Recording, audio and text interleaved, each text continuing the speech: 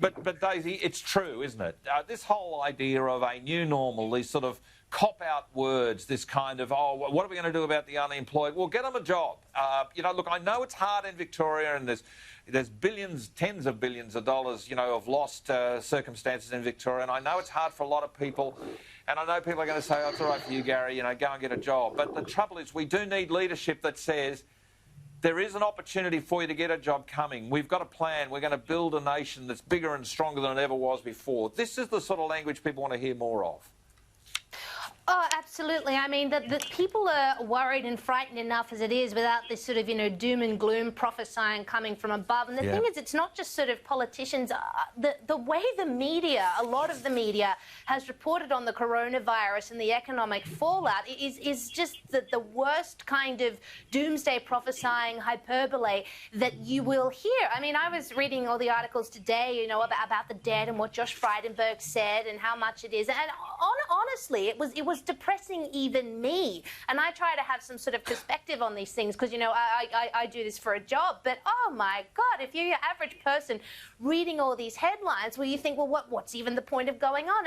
And it's not even just that. There's fear-mongering with case numbers, for instance, as well. I mean, if you look at, say, the New South Wales situation yesterday, there were 19 cases that popped up overnight and the media was reporting on it and going, oh, could this be another lockdown? Today, there were 7 cases overnight. Nice little drop there.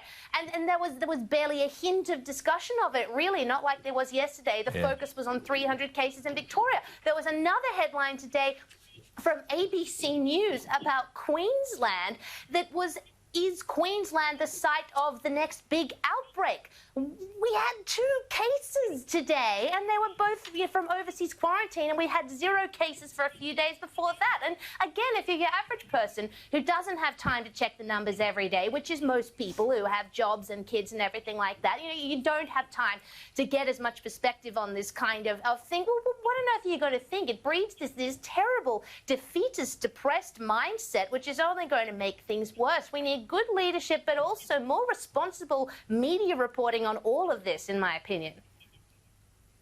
Yeah, look, I think that's right, and this is why I want to talk about the superannuation funds through a tanty because, they can see people taking money out of super funds. Oh, you're all going to be ruined in 40 years' time.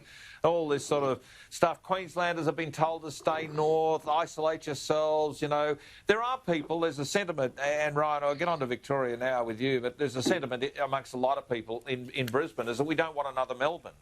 So there is a sentiment about shut the gate, shut the borders, shut it down and stop anyone from coming here. But the shutting down of borders and the shutting down of everything is more damaging, and as Daisy and Caroline have both said, and you've said as well, I mean, the sort of down in the mouth and worse that people are feeling right now is something that we've got to deal with. Now,